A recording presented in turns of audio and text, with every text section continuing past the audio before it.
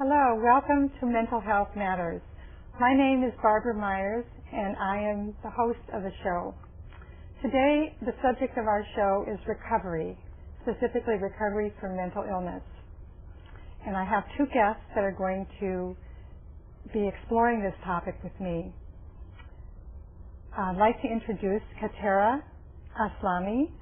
She's the Executive Director of PEERS, which is an organization that helps people recover from mental illness.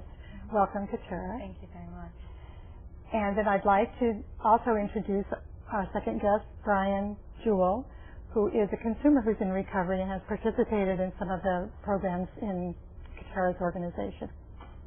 The subject of recovery is a very important one, obviously, to people that have mental illness because they want to be able to live their lives as full as they can and be as self-sufficient as they can. And one thing I think is important to do when we're talking about recovery is that we talk about recovery of the whole person, a holistic person. There's a model that shows the dimensions to recovery that was formed by a researcher named Howard Kleindell, and what he called actually 7 dimensions of life. And these are one's mind, one's body, the relationship that you have with people, things in your environment, spiritual aspects to your life, what you do for work, and what you do for play. These are all important parts of how you live your life. And when you're in recovery, it's important to realize that all of these things have to be paid attention to. I know that sometimes when I'm working with someone that's having difficulties, I will visualize this picture in my mind and try to think, now what's missing? Does the person have friends? Does the person have something meaningful to do as a work? Does the person have something that they can do to have fun? And all of those things make up one's life. So that's what we're really talking about recovery, is getting a handle on the totality of what's happening. What I'd like to do is let Katera talk about her organization and some about the RAP plan and its history and so forth. So, Katera. PEERS stands for Peers Envisioning and Engaging in Recovery Services, and we've been in business since 2001, and we're a nonprofit consumer-run organization for Alameda County. Our main focus is providing wellness recovery action plan groups for the community throughout the county. PEERS' mission is really promoting wellness and recovery, and we believe that recovery is possible for all. Mental health issues, I feel like, is something that everybody goes through. You know, we all experience difficulties, and we all have ups and downs in our lives. And after going through the RAP plan myself, I've been exposed to it for over 5 years, and I feel like it's usable for everybody. It's not just mental health issues. The RAP plan is unique because anybody that wants to bring wellness into their lives, it allows that, and it's so personalized that depending on your culture or your age, you can customize it, your own experiences. So it's so unique. So, for example, for my own self, being an African American and family is like really emphasized in our culture, and so when I developed my RAP plan, I had to include my family in it, and they had to understand it and understand what I was going through. So it was really a great experience to go through. Very, I think PEERS as an organization is very vital to our community because it promotes the RAP plan, and it's so essential in wellness in everyday life. We have weekly RAP groups, and we'll be talking about it later on when the dates are, the times and the places. We also have monthly RAP orientations, and PEERS is unique because all the RAP facilitators are certified through the Copeland Center. So we have people that have gone through the certification by Mary Ellen Copeland's organization. And part of recovery, before you get into anything, is really understanding the 5 key concepts of recovery, which is hope, personal responsibility, education, self-advocacy, and support. Just to touch a little bit on each one of those, hope is just believing that things can get better and that they will. Personal responsibility is taking action for what has been going on, what changes you'd like to make in your life. Education is learning, finding out what works, what helps you. Education, reading the RAP plan was one of the best educational experiences for me. And then we also have self-advocacy. Once you educate yourself and find out what works, advocating for yourself, telling people what are the things that help you get closer to your wellness, and letting them know in an effective way that, so you're communicating with them in a way where they can understand what you're going through, but also what you need out of your own recovery. And then there's support. It's so critical in our lives to have some form of support. So whether it's from family, friends, organizations, support groups, to get through and bring wellness and get through our recovery, a lot of support is needed. People want to feel loved and want to give back to the community also. So to give love and to feel, be loved. The RAP plan that we'll be discussing has components in it, and the first component, before you really start your RAP plan, you really are encouraged to develop a wellness toolbox. So those are a list of things that help you stay well. So, for example, mine would be exercising really helps. When I'm stressed, I need to exercise a little bit. Right, that works for me too. Yeah. It's what works for you, Brian? Well, I don't exercise like I should, but sushi is pretty much at the top of my list. Oh yeah. Yeah. Yeah, that's definitely. Those are it's unique to each individual, and so that's what makes it so effective. I also like sometimes practicing mindfulness and just being in the moment. That really helps me relax when I'm stressed too.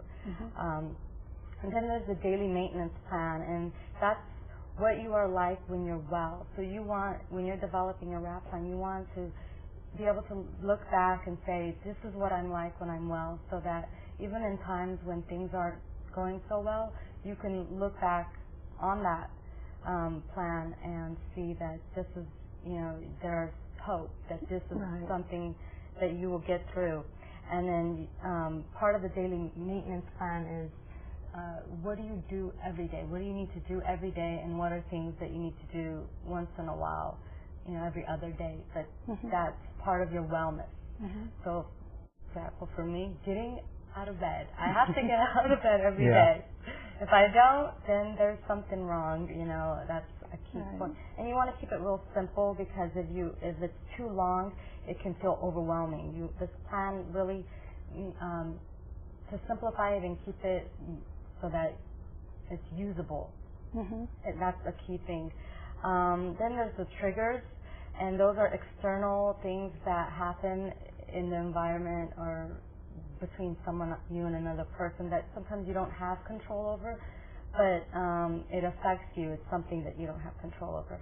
And so that's what would trigger a downspill or something, trigger something that if it happens too much can lead into early warning signs, or when things are breaking down. So triggers can be, a fight with a loved one, an argument, and if you don't get that, the action plan would be, probably cooling off and then going back and trying to talk and resolve the issue. But if that trigger lasted for a long time, maybe feelings of, anxiety or depression may come up for if that relationship was lost through that, interaction. And then we kind of led into early warning signs, which are internal things that happen to you. Those are things like, for example, when you can't sleep, because something has happened, something has triggered you, and now you can't sleep, and that's like an early warning sign in the action plan. What do you need to do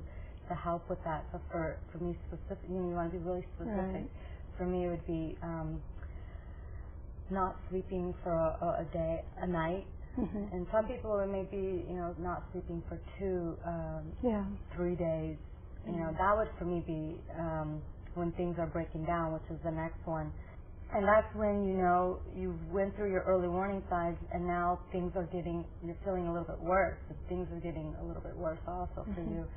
And the RAP plan encourages people to, write down what that looks like and what are some things that maybe if you go through those, you can do to help you get back to, maybe reducing the signs that are distressing or uncomfortable, or eliminating, hopefully, them.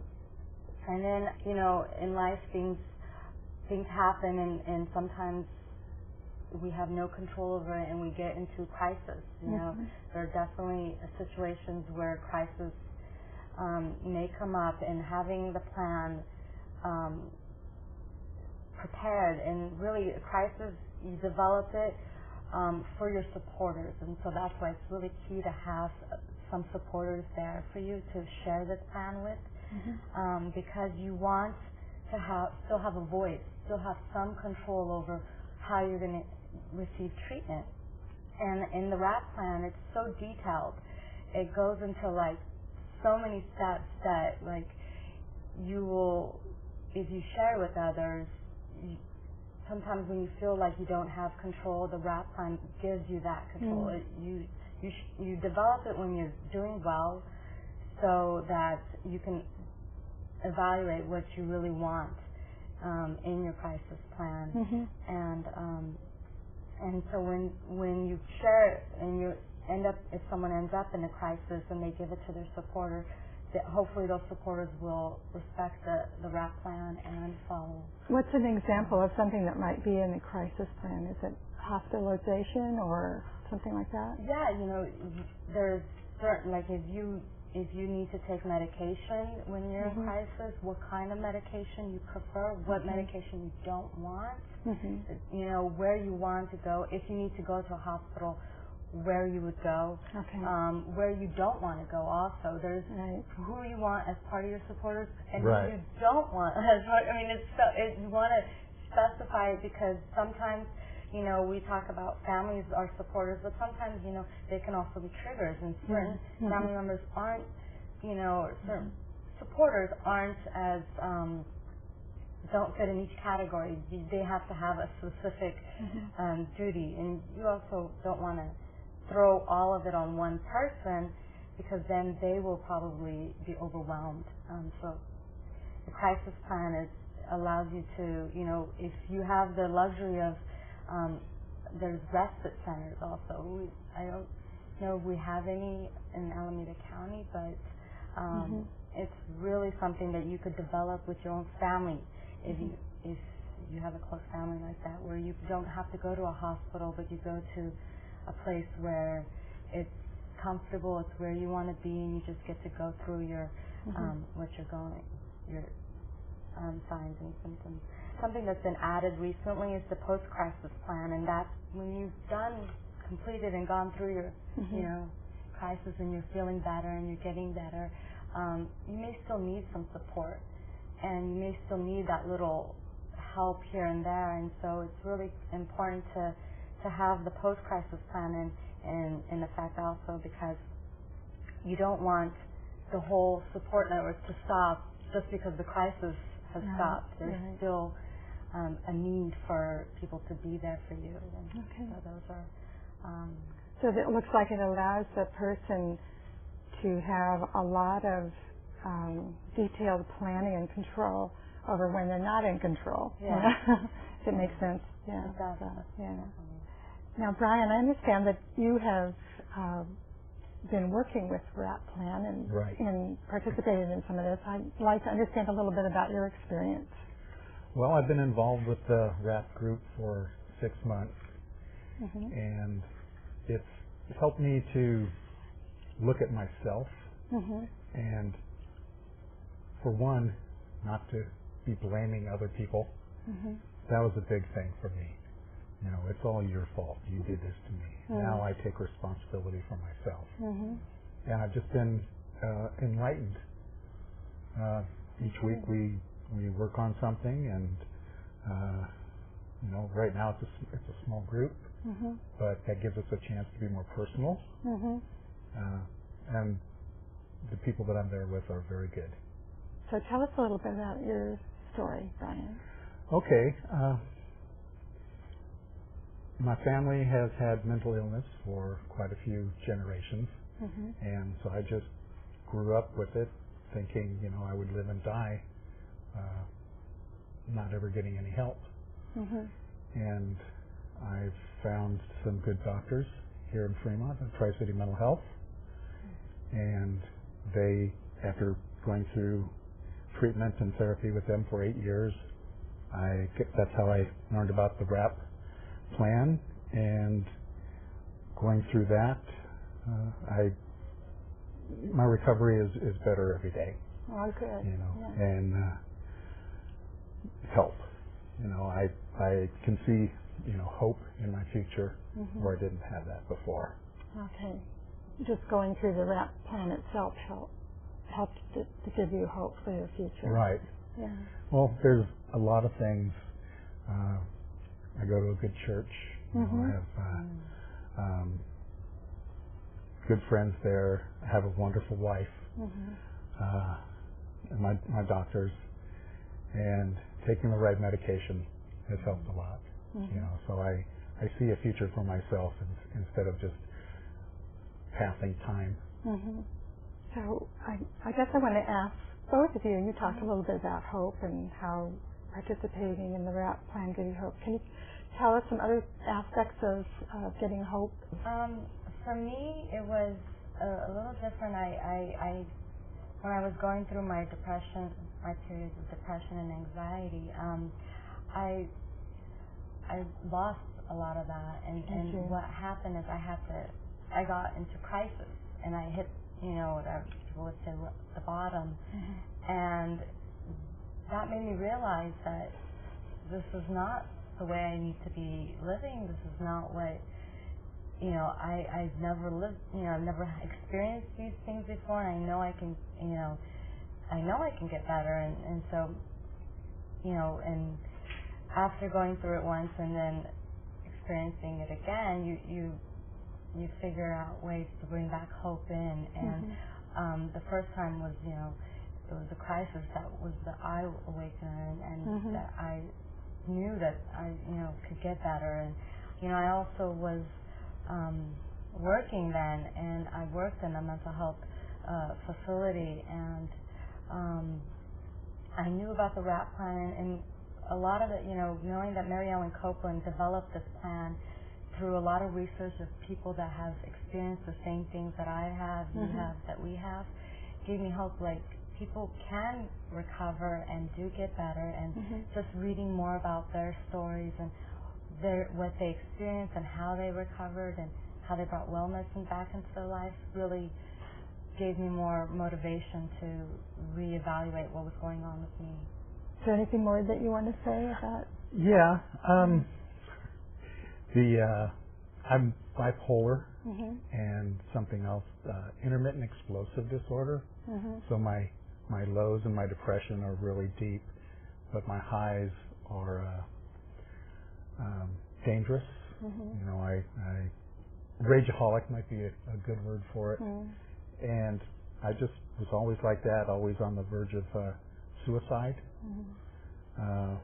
And I never saw any hope. I didn't have any.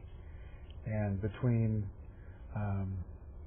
going to church, having good doctors, and working on my WRAP plan, you know, I see a light at the end of the tunnel. And it's a great thing. Good. You know. Okay. And so I know that there's help for me. Just getting on the freeway and not freaking out, that shows me hope. You know? So there's little things like that. Good. Can you give us some examples of things in your toolbox? Well, I already mentioned sushi. Sushi, you know, food in general makes me feel good. Okay. sitting in a redwood grove is a big thing. Nature, music, praying and meditating. You know, there's a lot there. Being able to call on a couple of good friends, and my doctors are always there for me, my therapists. Good. You know. So I have a good support system. That's and, good. Sounds like it. I wish I would have learned about this a long time ago. Yeah. How about you, Katara? What are some things in your toolbox? I always add new things.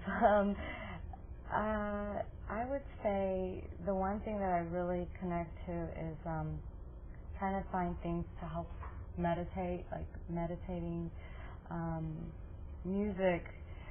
I sometimes, you know, find myself blasting a song in my car and just, you know, just enjoying it.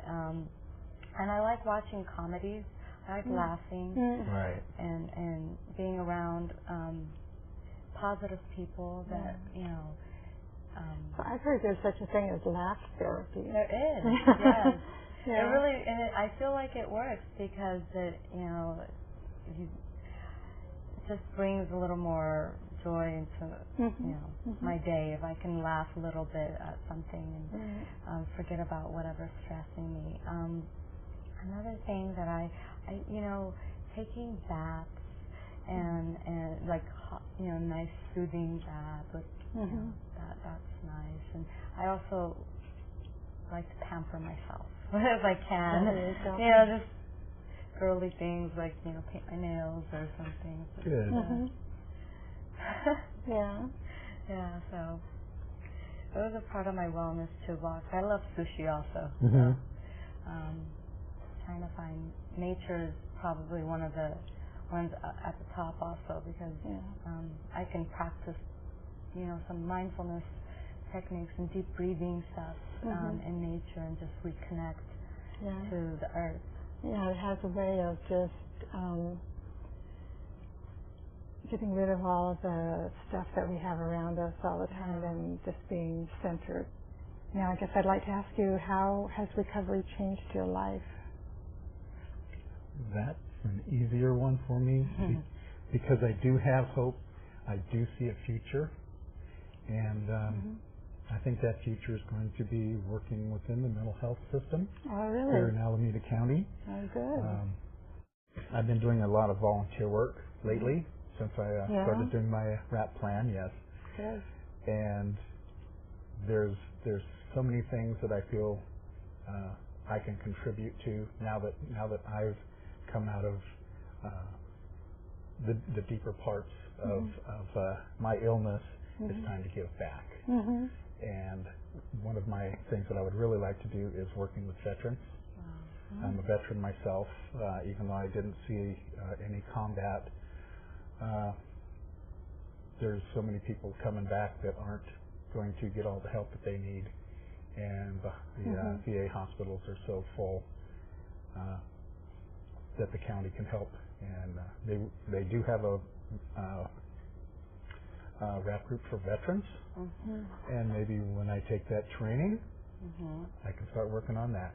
Okay. Yeah. Well, that's good. I think there's something about helping other people that have been through the same thing that you have that it's a very healing thing for you as well. Right. You know, it works both ways. And would you like to say how recovery's changed your life? I think you have this career now, I guess. Yeah, definitely. This career is very fulfilling. It's personal. I have a passion for it. Yeah.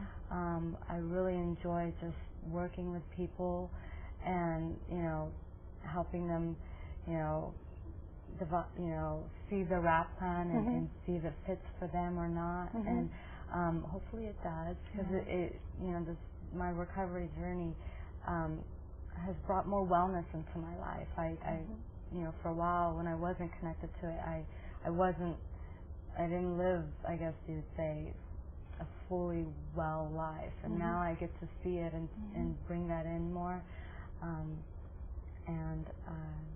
So I have a lot of passion being here. Oh, that's great.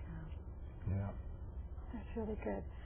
Now I'd like to talk to those of you who are in the viewing audience, and I'd like to give you a challenge.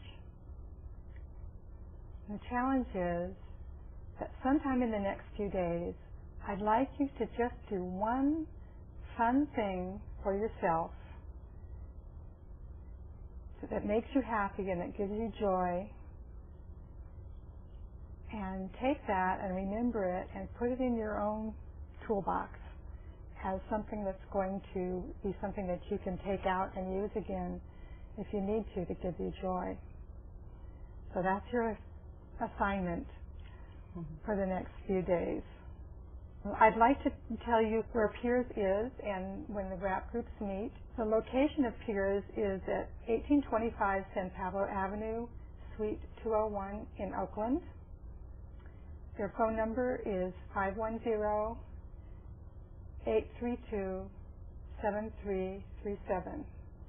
They run weekly WRAP groups, as we've been talking about, in Alameda County. And the dates and location and the times of those are on your screen. On Tuesday, it meets at the Piers office from 11 to 1 p.m. On Wednesdays, there are two meetings. The first is at 333 Hagenberger Road from 10 till noon. And in the afternoon, there's one at Piers office from 1:30 to 3:30. On Fridays, there's a meeting in Fremont at 39155 Liberty Street in Fremont from 10 to 12, and then another at Hagenberger Road in the afternoon. And if you'd like any more information about them when they meet or anything that you'd like to know, you can call the Piers telephone number 832-7337. I'd like to thank the guests here for being with us. Thank you, Barbara. Today, and for sharing with us their very hopeful journeys to recovery using WRAP plans. I'd like to thank you for being with us today in exploring recovery, and I'd like to tell you to remember to take courage, friends. The way is often hard, the path is never clear, and the stakes are very high. Take courage, for deep down there's another truth. You are not alone.